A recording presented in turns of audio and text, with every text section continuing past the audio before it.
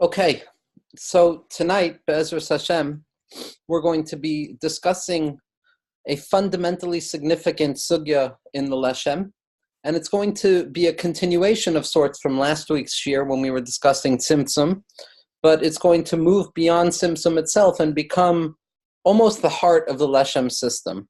If the sugyos that we've discussed until now frame and contextualize what the Leshem was doing in his Kabbalistic hermeneutics and in his Kabbalistic project, in both describing the textuality of his project, describing the historicity and the historical point that the Leshem was writing his secrets and disclosing his secrets in, which describe our generation as well, describing at length the value of the system of the Arizal in the sense that it is both metaphoric and literal because at the end of the day, all we can say about it is that it is metaphoric. And then we took the sugyos of the third shir, which described the Leshem's literal approach to Kabbalah Arizal, and we used it to understand the Leshem Shita in Tzimtzum, which, as we saw, was very similar to the Shita in everything that the Arizal writes. It is that it is literal, but it is literal in a way that we have no capacity to grasp, and therefore we do not fall into the trap of assuming that we can grasp the essence of HaKadosh Baruch Hu or even the essence of the words that the Arizal was describing. Now, once we've described the Tzimtzum, now we begin to have permission, if you will, to discuss the Seder hishtalshelus. Seder hishtalshelus is the process through which HaKadosh Baruch Hu now allows his capacity towards limitation to unfold and manifest within the chain of being, within the interconnected worlds that are comprised of interconnected partzufim, which are comprised of interconnected svirot. And this interconnectivity between one part and another, a chain reaction of sorts, where there is a higher level that gives birth to an intermediary level that then gives birth to a lower level, and so on and so forth, reiterating itself until we come to the actuality of this worldliness and the Malchus Asiya, as we discussed in Ostaf in Sefer Reish Milin. That all happens after the Tzimtzum. Before the Tzimtzum, even though the light that the Arizal and the Leshem are referring to prior to the Tzimtzum is still a secondary revelation, it is a graspable form of infinity, or Ein Sof, and not Ein Sof Chas v'Shalom, which we have no access to. Nevertheless, even the Or Ein Sof was annihilating in its presence, destroying any possibility of communication or describing what we were discussing. Once the Tzimtzum takes place, that's when Dibor starts. Everything that we talk about in Seder of the Arizal and in the Zohar HaKadosh and in the Leshem and all of our Mekubalim is after the Tzimtzum. It is always already after the primordial and originary contraction or disclosure of concealment that we saw last week that HaKadosh Baruch Hu has created the world with, so that now when we discuss these concepts, we are free from really the fear of anthropomorphization or applying physical limits, God forbid, to the infinite itself. Now, as we discussed last week, the Tzimtzum for Rav Elyashiv, the Tzimtzum for the Leshem, very similar to what we saw in the writings of Rav Kook and Reish Milin by Os Aleph, was the Giloi of the Koyach HaGvul me Bilti Gvul. It was the disclosure of the capacity towards limitation from within the unlimited. Meaning to say that based on the Shitos of Rabbeinu Azriel, which stood at the crown of Rav Kook's system as well as the Leshem system, for the infinite to be truly infinite, it must contain within itself the capacity to manifest in limitation. And this manifestation of limitation is what took place through the Tzimtzum. So once that limited power is disclosed, once the Koyach HaGvul begins to take shape, so there's a Klal Gadol that as Mekablim, as individuals who are receiving the teachings, as individuals who are attempting after the fact to reflect on the divine processes, everything that we can understand is always already going to be duplicitous. It is always already going to be after the origin, after the beginning has already vanished. As human beings, we do not have the capacity to grasp the origin. The origin is irretrievable, because if we were to grasp the origin, then we would lay claim to the infinite itself, like we've been discussing throughout. Therefore, all human understanding, especially when it comes to these sugyos, is always already after that primordial contraction or concealment, which blocks us from accessing the original essence. And therefore, every act of understanding, like we saw in Reish Milin at length, is already an act of translation, meaning that we are grasping the backside of things. We are not grasping the essence, we are grasping the manifestation of the essence in all of its different figurations and manifestations. The pasuk that is most significant is from Kapitel Samech Beis in Tehillim, where the pasuk says, Achas dibor Elokim, shtayim zu shamati. God has spoken a singular word, but I, as a human being, have heard two words. Meaning to say that although all aspects of manifestation and the Seder hishtalshelus and the emergence of limitation from within the infinite is always deeply unified and contained within and surrounded by and constituted by the annihilating light of unity of Ein Od Milvado, nevertheless, at mitzidenu, from our perspective, when we behold that utterance, that sustaining utterance that HaKadosh Baruch Hu uses to create the world and sustain the world and maintain the world, or when we perceive the process of the creation of the world, in spite of the fact that at its core and from the perspective of God's self, so to speak, it's unified, from the human consciousness of limited grasp, as the Leshem says so often in the name of the Rambam in Moreh Nevuchim, we are always going to perceive that unity in a duplicitous form. So that even though what we're talking about is singular and unified in its essence, vis-a-vis us as makablim, vis-a-vis us as the receivers of these traditions, we are always going to need to utilize a binary mode of intellectual understanding, so that the only way that we can access the unity of it all is by way of binary oppositions and seeing it in a duplicitous manifestation of two things. In spite of the fact that those two things are perpetually unified in their source, they manifest in a duplicitous form so that we see them as two, but at the same moment that we're discussing the binary mode of governance and the way that HaKadosh Baruch Hu interacts in the world in two different tracks, which, God forbid, speak of duality, we hold by the Razad de Mehimnusa that inherent within that duplicity and that binary opposition of how HaKadosh Baruch Hu manifests into the world, there is an abiding unity that manifests everything. So it is a singularity, is a unity that as it descends appears to become duplicitous and dualized, and there seems to be a duality at play. But the promise is, and all of our Mikubalim say this, that the unity as it descends into duplicity, as it descends into the two, into the doubling of things, where a person begins to doubt everything, like Rabbi Nachman writes so powerfully in Torah and Aleph, Al Tomru Mayim Mayim, don't say that there's two forms of water, because in essence there's only one form of water. Nevertheless, even though we see it as duplicitous and doubled, the promise is that at the end of things, that duplicitous manifestation of the one will revert back to the original unity, thereby disclosing a deeper level of unity, because the unity can manifest in duplicity as well, like we've been discussing until now. So for the Leshem, what happens immediately after the disclosure of the Koyach HaGvul, after the power of limitation is disclosed, that power of concealment, that Koyach HaMastir is disclosed through the act of the Tzimtzum, so now there are going to be two ways that HaKadosh Baruch Hu relates to existence, to the roots of existence, and to the world itself. Those two modes are going to be what our Mikubalim, based on the Zohar and based on the Arizal, are going to refer to as Chasadim and Gevurot. Chesed and Gevurah.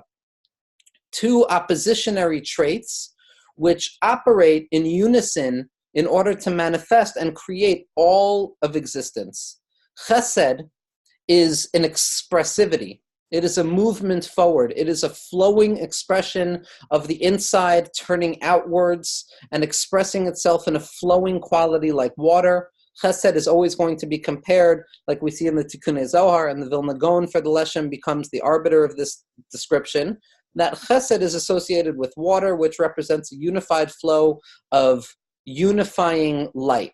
Gevurah, on the other hand, strength or severity or potency, represents the counterpoint to that chesed. It represents the constrictive quality of vessels. It represents that which engarbs and encloses the expressivity of chesed so that it does not overstep its boundaries.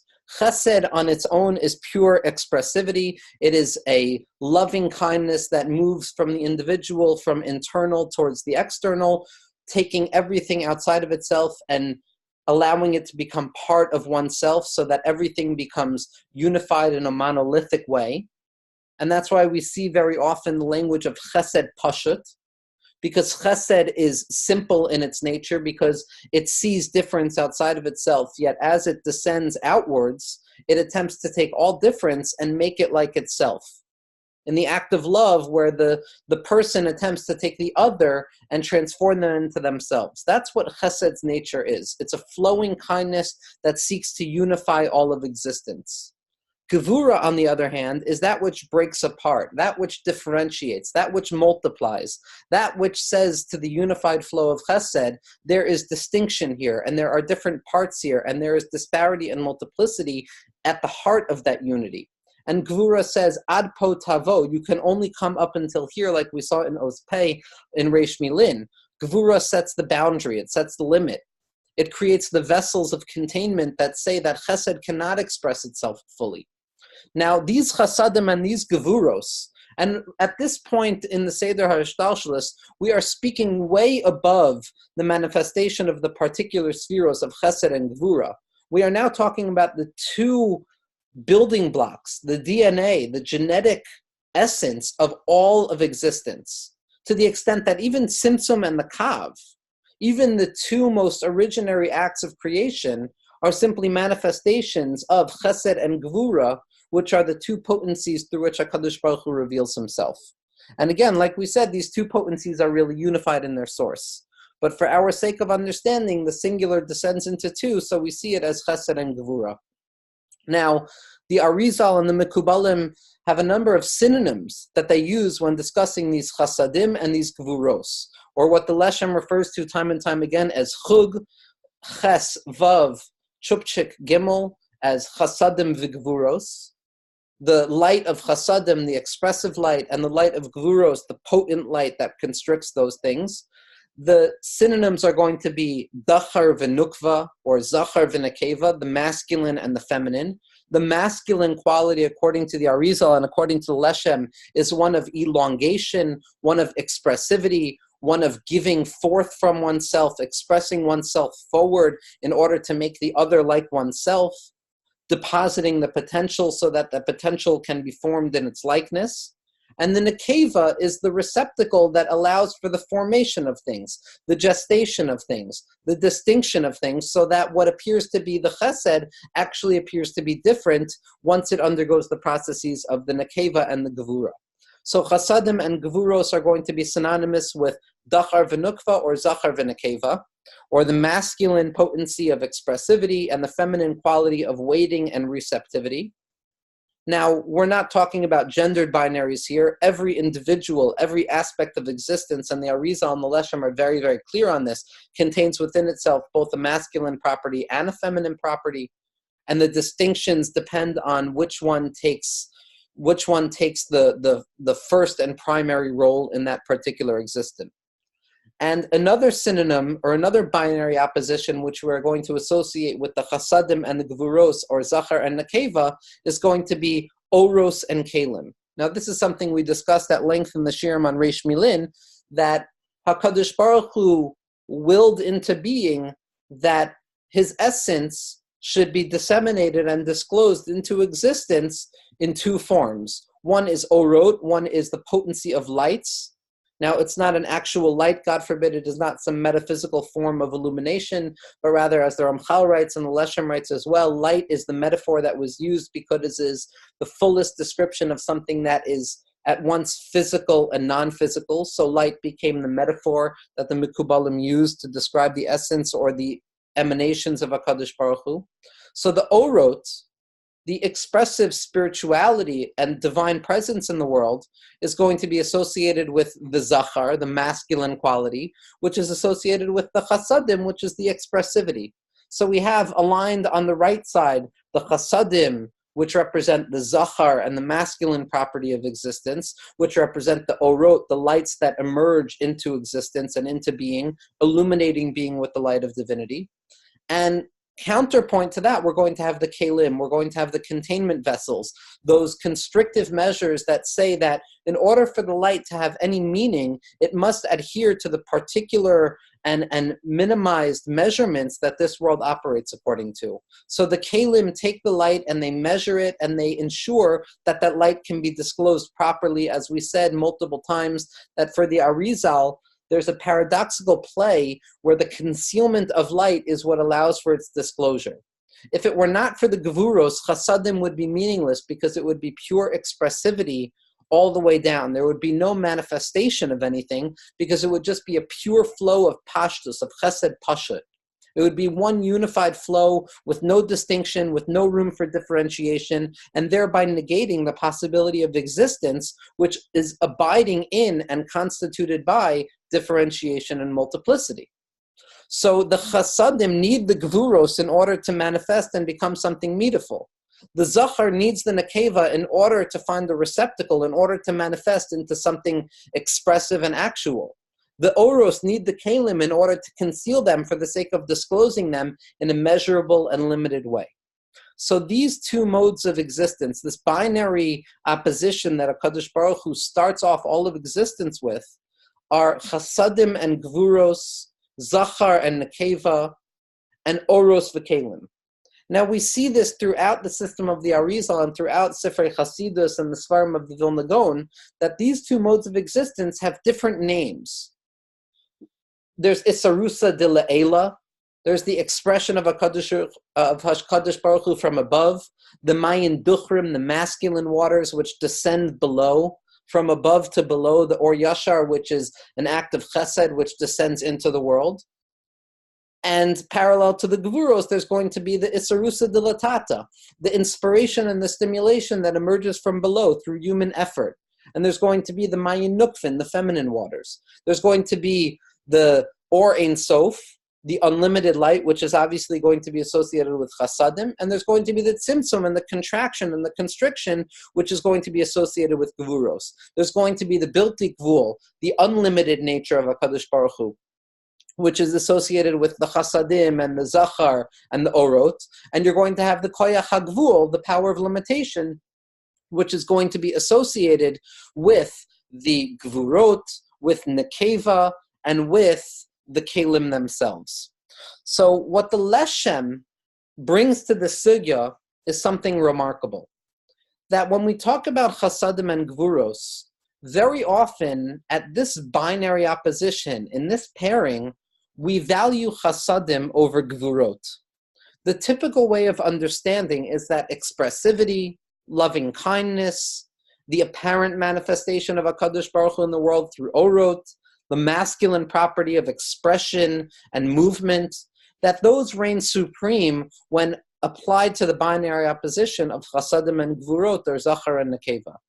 But what the Leshem comes to show us, and if I may say such a thing, Lefi Anias Daiti, this is, like I said, the heart of the Leshem system, and nobody, perhaps maybe the Mittler Rebbe, perhaps maybe Rav Dov Ber Schneerson, perhaps maybe the second Lubavitcher Rebbe goes as far as the Leshem Shevo B'Chaloma does in saying this, but for the Leshem, he undoes the typical way of understanding the binary opposition of chasadim and gevuros, and he spends pages and pages and pages throughout his thousands of pages of writings trying to show us time and time again that in spite of the fact that externally chasadim seem to be more expressive of the light of HaKadosh Baruch Hu, that in its root, the gevurot, the severity, the potency, the feminine quality of existence, the kelim themselves, are a fuller and more intense and potent expression of divinity and HaKadosh Baruch Hu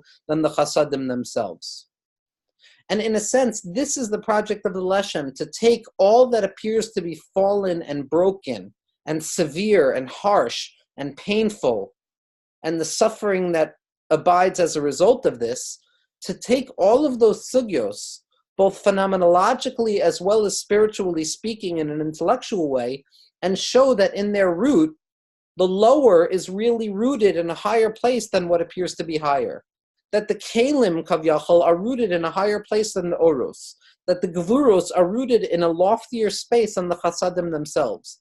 That the Nekeva, the Malchus, the Leislei, the Garmeklum, that which has nothing of its own, which appears to be the lowest rung on the ladder of existence, is in truth the Eishis Chayil Ataras Ba'ala, the crowning jewel of her husband's head, the Even Masu Habanim Haisala Roshpina, the hated stone, that spited stone that appears to be the lowest expression of existence because it manifests in severity and pain, is in truth going to be revealed to be the loftiest aspect of existence. So that the Gevuros for the Leshem, in spite of the fact that they are more painful, more severe, more potent, and more dark than the Chasadim themselves, and in spite of the fact that they appear to be devoid of expression because they limit and they conceal, nevertheless, their concealment or that severity is rooted in a loftier place within the recesses of Ein Sof Kavyachol, that the Gevuros are a higher and more potent expression of HaKadosh Baruch Hu's light in this world, and that La'asid Lavo, in the future, in the eschatological moments of Asid Lavo, which can be experienced as we saw so often in the Leshem in the second year, which can be tasted and experienced in this world as well, there is a value to the Gevuros. There is a value to the severity, the suffering, the pain, the darkness, the concealment, the hiddenness, the sveikos, the anxiety of the Gevuros that cannot be accessed through the Chasadim themselves. Now, we're going to see that for the Leshem, the entirety of existence is predicated on a beginning, a middle, and an end. The beginning, as we're going to see next week, Be'ezras Hashem, emerged simply with Gevuros. The Olam HaTohu, the Shiras HaKelim, the shattering of the vessels, the chaotic severity of the Gevuros on their own. But Sof Ma'aseh B'machshava Tchila, the end of history, the end of action, the end of manifestation, is rooted in the beginning of thought, so that the expression of the Gevuros at the beginning of existence is expressive of the fact that the purpose of existence, the tachlis of existence, is that we all realize the elevated status of the Gevuros themselves. That in the severity of experience itself, in the expression of potency and differentiation and multiplicity itself, we very often find the fuller experience of essence and life than we would find in the Chasadim themselves. And La'asid Lavo, when there is an inyan sheyatapech hakol, when that which appears to be lower is manifested as higher, we're going to see that the Gevuros in their root are mu'ula meha chasadim, that the Gevuros are higher than the Chasadim, that the Zahav, the gold, which is associated with the Sira of Gevurah, is higher than the Kesef, is higher than the silver, which is associated with the Chesed, and that the Leviim, who are associated with the severity of Gevurah, are going to be loftier than the Kohanim, who are associated with the Sira of Chesed. And that Yitzchak Avinu, who is the paradigm and the archetype of Gevurah, is going to be the one who is Malamed Zchus on us, to the point that Geula is only possible because of Yitzchak. And the laughter that abides in the redemptive process of Yitzchak taking the rightful place at the beginning of the hishtalshelus is the laughter of that transvaluation, that flipping, that reversal, where that which appeared to have been lower and degraded and more severe is in truth disclosed and revealed to be the loftier aspect of existence. This is the schok of Purim. This is the laughter of Purim, the v'tischak liyom acharon, that kol hashomea yitzchakli, that Yitzchak, the paradigm and the archetype of Gevurah, is going to be shown to be the fullest expression of the love and kindness that HaKadosh Baruch Hu has from us, even above and beyond his father Avraham, who is the paradigm and archetype of Chesed itself. Now, this expression of Gevurah, as we're going to see in the writings of the Leshem, is the expression of ta'anug, of pleasure and ratzon and teshuka, because as we're going to see, Chesed is monolithic. It is simplified, it is unified, and it is the simple progression of expressivity, unchanging, the same that it was in the beginning, in the middle, and the end. That's why it's called Chesed Pashut.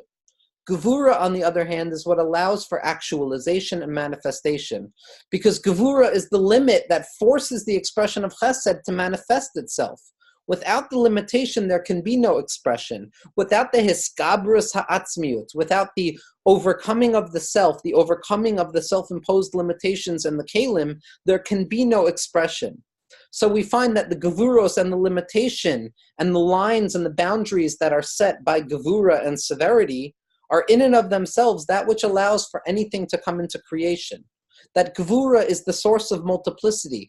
Gevurah is the source of hisorurus, of movement within the self.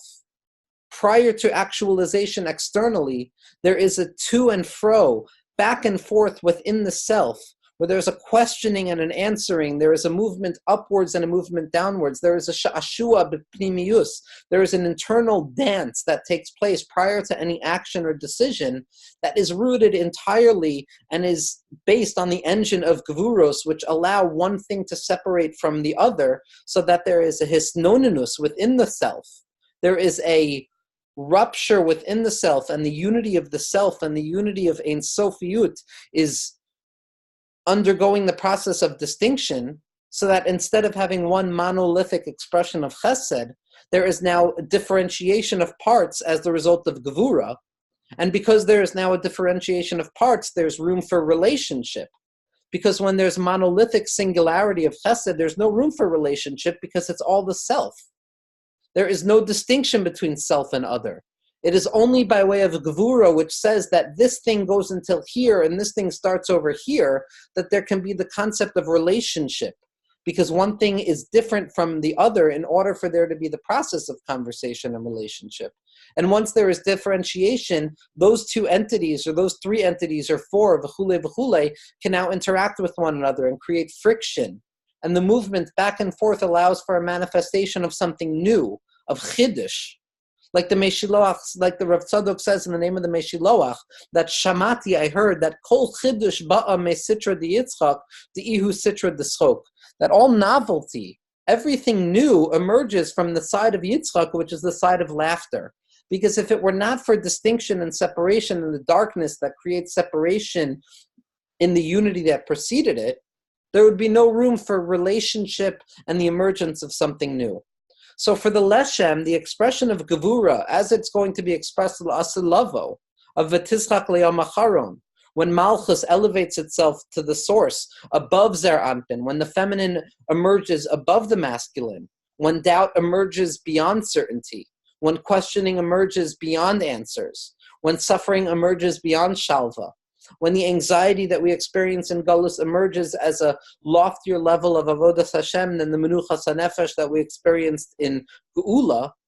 So that is going to be because the Gevurah allowed for there to be a fuller expression of the self, a fuller potentiation, effectuation, and manifestation of that which remained dormant as it existed in Chesed itself. So what we're going to look at now is a few sources in the Leshem that describe this. Now, like I said last week, the singular makoros that I choose to use are by no means the only place that the Leshem expresses this.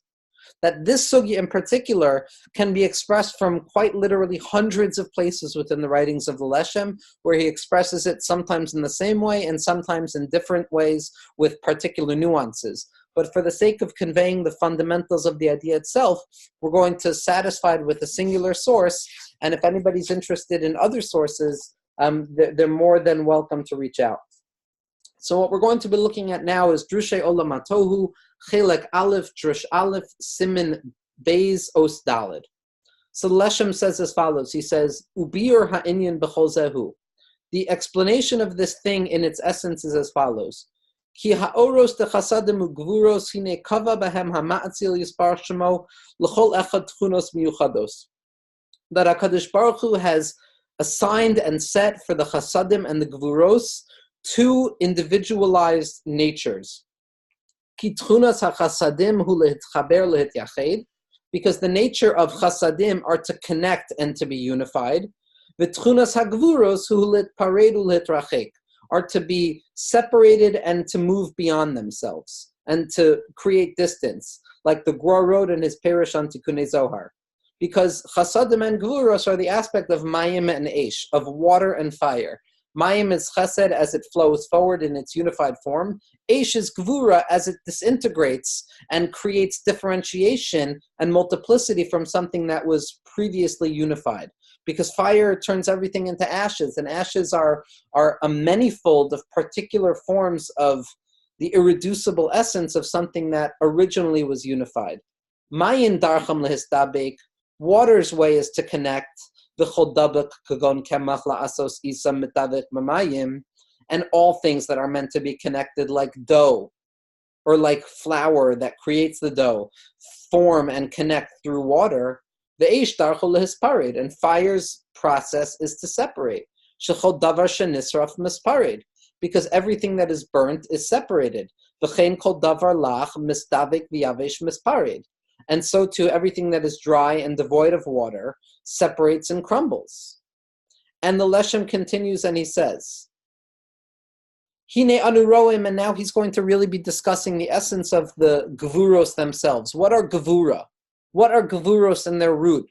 Beyond what we mean when we talk about severity and death and suffering, what do we mean when we say that hamtakas hadinim b'shorasham, that the sweetening of the severity is in its root? What the Leshem is going to tell us time and time again is that when we elevate Gevuros back to their source of what they truly are, we're going to see that in spite of the fact that they may manifest as negativity, in their root, they are the motor and the engine of expressivity and manifestation. V'hine anu roim, says the Leshem, b'chol inyane pu'ula v'maisa. In all activity and action, hein b'pu'ula sichliut, in intellectual action, so in the thinking process, hanetchadesh v'nolad b'haskalas b'nei adam, anytime we think a new thought or a chiddush or a novelty, v'hein pu'ula ma'asis hanasa b'kochos ha'pa'ol ba'asko v'asiyaso, and so too in a physical action that is performed through the physical body itself. The manifestation of action is only through stimulation, through hisorurus, through an awakening of the self, through a stimulation of the self. Whether it is in stimulation of the mind and its understandings, or behisaruso kochosav, or the emergence and the stimulation of the strengths prior to their manifestation.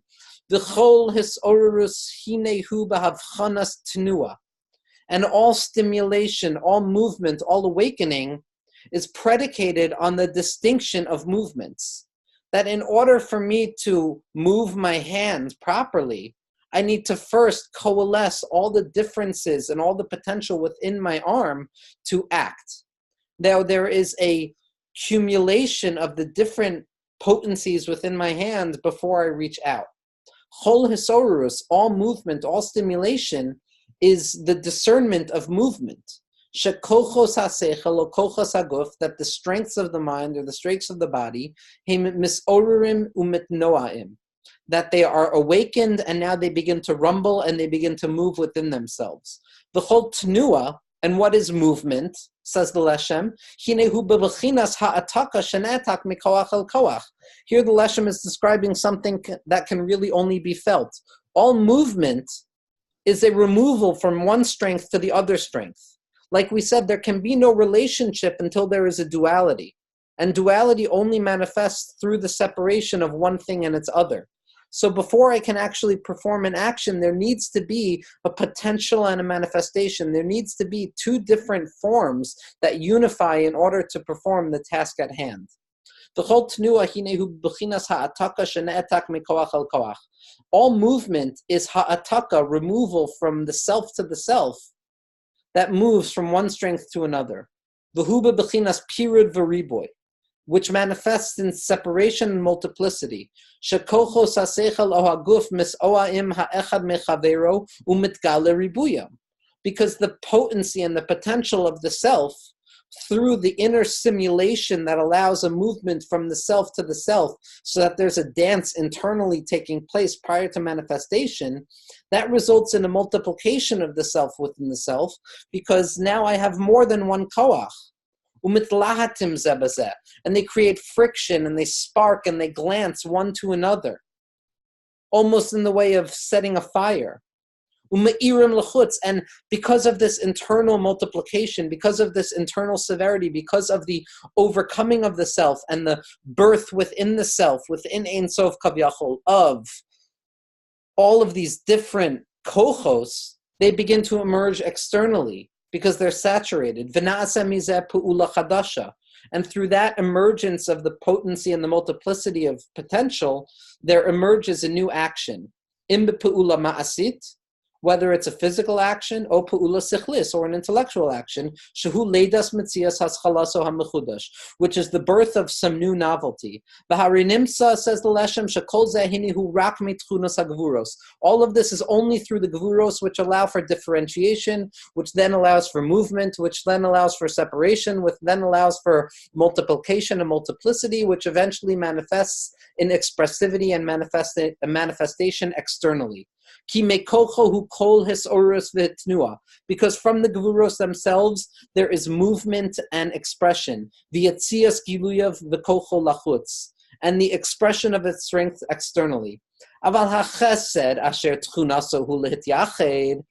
Chesed, whose koach is unity and the unification of itself and connecting things, and the loving kindness that makes the other into the self, that Chesed doesn't express itself. Chesed alone remains internalized, swallowed within the self-same of itself, with no differentiation. It remains unified, and thereby that unity prevents any relationship, which allows eventually the expression of something new.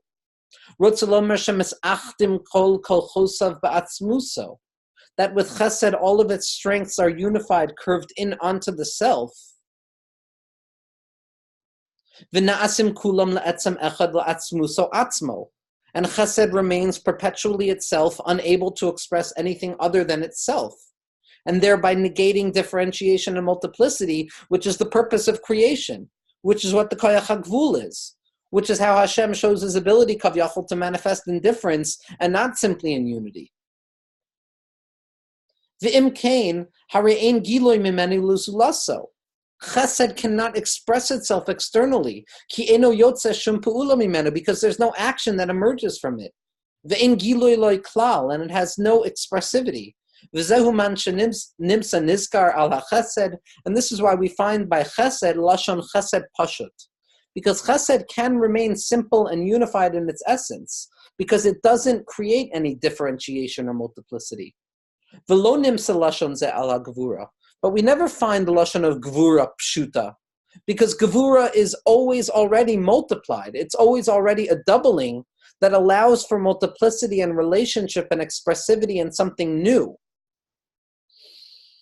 Lomar Gevurah Pshuta. We never find anybody saying Gevurah Pshuta. Ki hachesed kishehu levadu hu misyachid bekochosav. Because, like we said, when Chesed is in and of itself, it is contained and unified within itself. V'lo nivchan bo shum riboy klal. And there is no discernment of multiplicity. V'hu pashut ve'en lo giloy klal. It's simplified and has no revelatory process. Masha'en kain or hagvura, which is not true when we talk about Gevurah kishehi levada. Bilti his pasmus b'chasadim kira'ui. Why? Because Gevurah mitgala b'koychosav b'chol ha'efshari. Gevurah expresses itself in all modes of multiplicity to the fullest extent. Ve'ein ma'atzor l'rucho, and there is no stoppage to its spirit. V'hu tamid b'pu'ula, and it is always moving. V'hare'eno nofel aleha lashon pshuta ke'harehu hafcho mamish. And we don't have the Lashon of Pashut by Gevurah, because Gevurah is quite literally the opposite of Pashtus.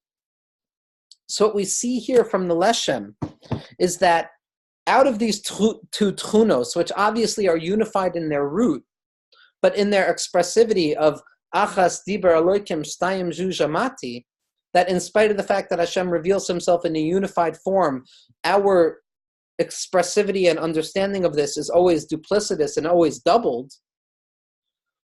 Gevurah allows for expression, allows for manifestation, allows for awakening, and thereby it allows for a new expression and a new revelation and disclosure of HaKadosh Baruch Hu that was hitherto unrevealed. But Chesed, as it expresses itself in its own self, remains caught up within itself. It remains simplified and unified because it has no distinction. It is unified and it makes no room for difference. So what we see here is the Leshem expressing the two tchunos of chasadim and gevuros. Chasadim are the unified force in existence, which abide within everything, olam chesed yibaneh. But the gevuros are what allows that unified form that HaKadosh Baruch Hu reveals himself in to take shape and to take root in the worlds of separation. And the purpose of the worlds of separation, as we're going to see from the Leshem, is to manifest fully so that we can show that HaKadosh Baruch Hu is here as well. That even in the gevuros, even within limitation and suffering and the ra and the evil that abides as a result of those gevuros, as they express themselves in the nether regions, that this multiplicity, this emergence of difference, is only for the sake of disclosing a deeper level of unity, of tachlis habriya b'dira hatachtonim, that gevuros are the dira hatachtonim, gevuros are the manifestation of HaKadosh Baruch Hu's light in the lower realms of being, in difference, in manifoldness, in riboy, in multiplicity. And when we show that even within this multiplicity there abides the light of unity, then we disclose a deeper level of or and yichud than we would have previously been exposed to. And so these gevuros are simply the kayach hagvul that we discussed last week. They are the power of limitation from within the unlimited. HaKadosh Baruch Hu's desire and capacity, kaviyachol, to disclose himself within limitation and not only in the unlimited, allows for differentiation and multiplicity, which will eventually reveal a unity, a yichud, from within the gvanim hamishtanim, from within the colors that change. Like Rabbi Nachman tells us that there's yachid, there's unity, there's simple unity, and there's rabim, which is multiplicity. And yachid v'rabim halacha karabim. And when it comes to which reigns supreme, whether it's the simple unity of HaKadosh Baruch Hu or the multiplicity of HaKadosh Baruch Hu as expressed through difference, we find that the riboy and the rabim is a greater expression of HaKadosh Baruch Hu.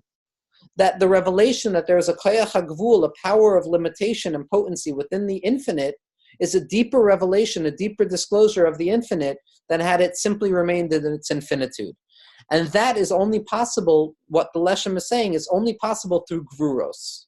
But when we understand the root of Gevuros and the purpose of Gevuros, that's what we mean of Hamtakas Hadinim B'Shorasham. Because the multiplicity and the differentiation of the Gevuros are not evil. They're not bad or suffering. Only when they emerge in their lowest form do they appear as hester and concealment and suffering, because those experiences as well are only possible through Gevuros. Those are the experiences that we are capable of finding the light of HaKadosh Baruch Hu in. And if there was only chasadim, if there was only dachar, if there was only the zachar or the masculine potency of expressivity without the limiting quality of the feminine, there would be no manifestation of action. Now we're going to look at makoros within the Leshem, in particular in Sefer Hadeya Chelek Beis, where the Leshem discusses the value of the Gevuros as being higher than the chasadim la'asad lavo, because they allow for the entire playing field of existence. They allow for the entire process of history, of the period that will eventually be disclosed as a higher level of unity. And the Leshem says as follows. Here I'm reading from Jushei Olamatohu Chelek Beis, the second volume of Jushei Olamatohu of Sefer Hadeya, Drush Dalid Anaf Yud Zayin. So the Leshem says as follows. He says, Hine kol elu hakochos, all of these potentials and these strengths, v'tchunos hanetzrachim laha'olamos, that are necessary for the creation of the worlds, hein l'tikunam, that are necessary for their rectification, v'hein l'tzurasam shem ata, as well as their form that they exist in nowadays, hare kulam heim al yedei ha'gevuros, they are only by way of the gevuros. Ki kol hanoam v'haziv, v'hazoar de la'asid, because all pleasure and all splendor and all shining that is abiding and ready to be revealed in the future, shehu tachlisam ha'acharon, which is the purposeful end of existence, hine kavanas kol habriya kulo hare bi'arnu besimin hakadmon hu rak al yedei ha'gevuros, that the purpose of creation, the unity that abides when all duplicity and multiplicity are shown to be part and parcel of Ein Od Milvado, that is only possible through the Gevuros. only through Gevuros themselves. And the Leshem continues and he says, Hare nitbayer lanu midivrenu ata. What we're seeing from these words themselves, ki kol mitzius hara kula, all negativity, that is the symptom of Gevuros, that is the symptom of the differentiation that HaKadosh Baruch Hu has allowed for in creation, hu kedei lahotzi al yedei zeh es koiches ha-Gevuros kulam lepoa. All negativity and concealment is simply so that the koiches ha-Gevuros, the power of severity, the power of potency, can disclose itself within this world. Lipoil asher rak bahem v'al yedehem nasa ha-metzius. Because only through them is there an actualization of metzius. V'chein ya'aseh al yedehem kol tov ha'asid. And so too, all the pleasure and the goodness that will be revealed in the future is only through the Gevuros. V'harei na'aseh kol hara l'sibas hatov. And all negativity is prepared for the good.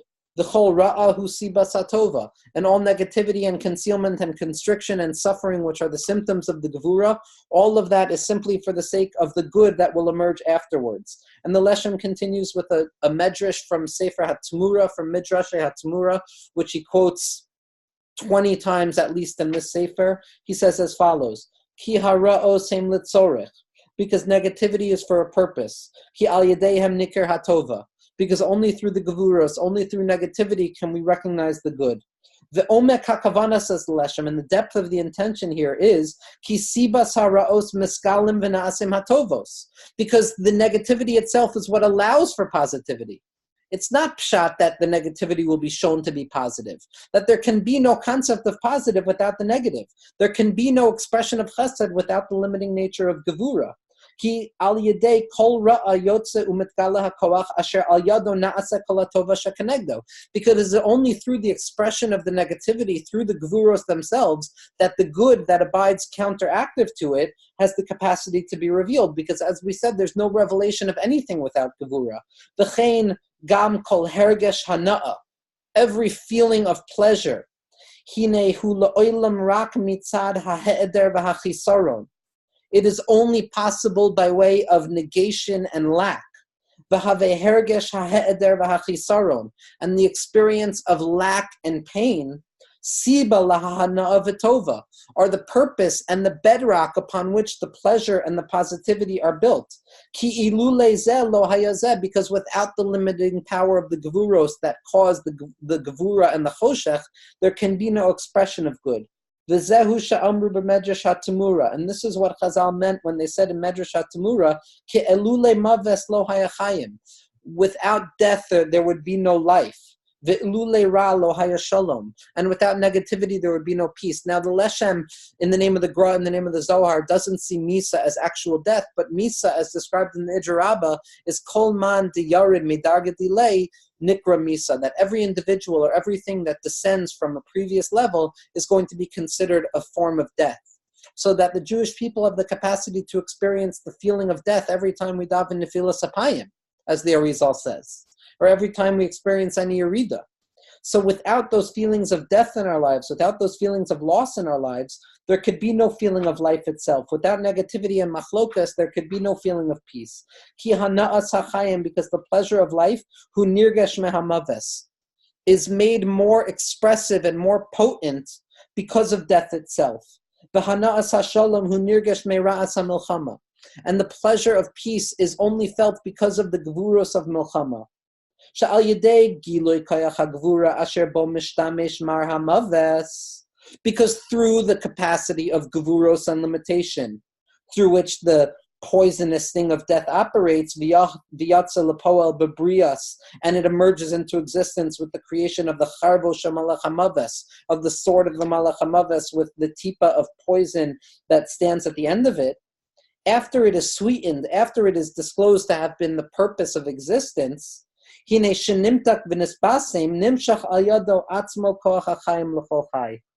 once we recognize the purpose of all of this, it doesn't express death or destruction or severity, but rather it's the pleasure of life. It's the pleasure of self-overcoming. Of Ezehu Gibor HaKovesh Es Yitzro, who is strong, the individual is able to overcome themselves.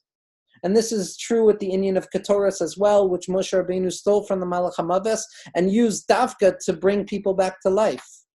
And this is what Chazal mean when they say that Ki HaKadosh Baruch Hu b'mashehu makeh bo mehu merapeh, that there's no sequentiality or differentiation between the pain and the cure. The pain is the cure. The negativity is the light. The Gevurah is the Chesed. The limitation is the expression of the unlimited. The Choshech is an expression of the light. Ilule shenafalti, and this is what we mean, al tismacheni oivaisi, that the pasuk says, my enemies should not rejoice over me for that I have fallen. Ki nafalti kamti, ki eshev b'choshech Hashem orli, for I have fallen and I have gotten up. I have sat in darkness and Hashem was light to me. And the Medrash says, ilune shenafalti, had I not fallen lo kamti, I would not have gotten up. Ilule sheyashavti b'choshech lo haya orli, had I not sat in darkness, there would have been no light. And this is what we mean when we say ki hara'a atzma hu sibas hatova, that the Gevuros themselves, the limitation, the limiting power of koyach hagvul, of tzimtzum, of the gvulim, of the kelim, of the nekeva, of the limiting potential of the feminine principle within each and every individual, is what allows for the expression of masculinity and chasadim and light. That without the chisaron of the levana, without the lack of the moon and the waxing and waning of the moon and the distortions and the concealments and the anxiety that abide within existence, there would be no room for clarity. Because yesh davar shemitapecha kol letova, that when a person realizes that the source of all Gevurah, as the Leshem says more and more than any makobel prior to him or afterwards, that the tachlis is to be mahapech the Gevuros into chasadim, to show that the Gevuros themselves are the light of HaKadosh Baruch Hu, that concealment and limitation are the expression of HaKadosh Baruch Hu, and that the darkness that abides throughout the thick process of exile and history are in fact the unified process of HaKadosh Baruch Hu disclosing his unity, like Rav Kook and the Leshem talk about all the time. And the last makor that we're going to look at is what the Leshem says over here. He says, and this is still going to be in Chelek Beis of Sefer Adea Drush Daled, but now we're going to be in Anaf Yud Ches and Os Vav. Haya kol ze gam kein misod machshavso ha'ne'elama yisbarach shemo. All of history is rooted in the concealed thought of HaKadosh Baruch Hu, l'tzoyrech ha'kavana ha'tachlitit. Sof ma'aseh b'machshavat tchila, the emergence of negativity and duplicity and distinction and separateness and hiddenness and anxiety and suffering and sickness and death and pain that are revealed at the beginning of creation through the Shviras HaKelim, which we're going to be discussing next week.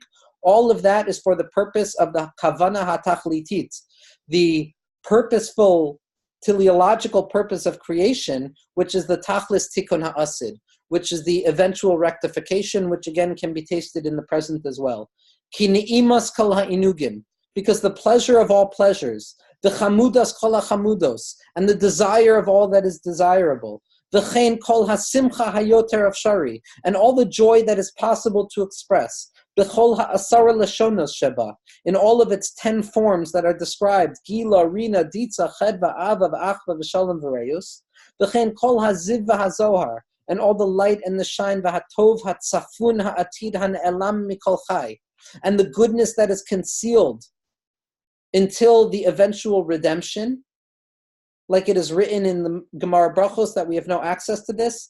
Hine kol zehu rak al yedei ha'gevuros hakadoshim. This is only possible through the holy and sanctified Gevuros. Hayoter gedolim davka. Uba'asher shesof ma'aseh hu b'machshavat tchila.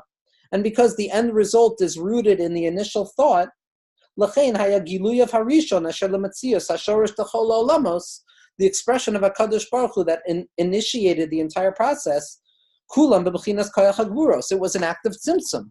It was an act of concealment, because concealment at its end is going to be revealed to be the greatest lever of expression. Now, what we didn't see in the sources tonight is that the Leshem finds so much significance in a pasuk in Shir HaShirim, which is what he bases his entire sugya of the Tachlis HaGevuros on. We're going to be looking at Perek Ches pasuk Shishi. Simeni kechoitem alibecha, let me be a seal upon your heart, kechoitem al zayrecha, like the seal upon your hand, ki aze kemaves ahava, for love is as fierce as death.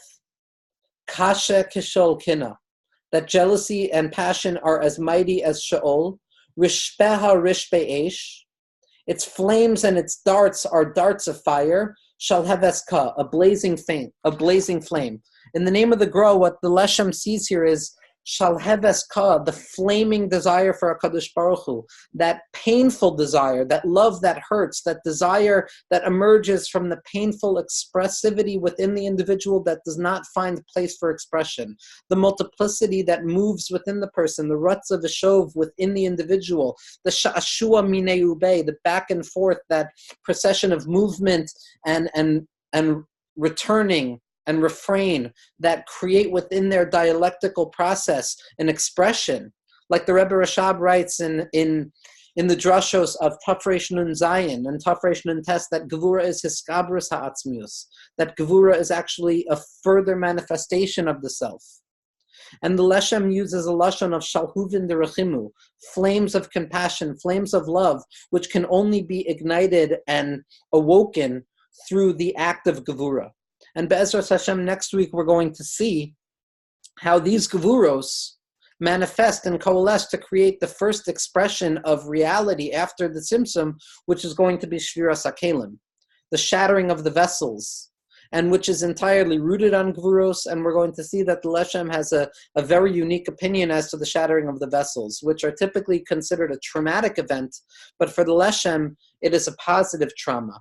It is a destruction that allows for activity. It is a breaking that allows for growth. And we're going to see Be'ezras Hashem, as we continue in these series of shirim, how one shir kind of leads to another in creating the thread of thought of the Leshem Sheba B'Chaloma.